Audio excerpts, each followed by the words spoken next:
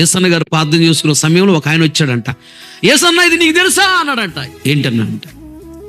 ఆ భాష గారు చచ్చిపోయాడు అన్నాడంట. అవునా, అరే పాపం అన్నాడంట.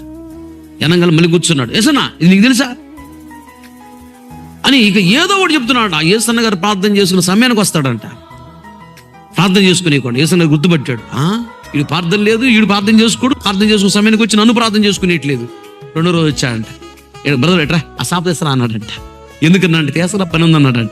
తీసుకొచ్చిన తర్వాత సాపి అన్నాడు. వేసిన తర్వాత నిలువు మోకళ్ళే అది సోదరాలు చెప్తాం కాసేపు ప్రార్థన చేద్దాం అన్నాడంట.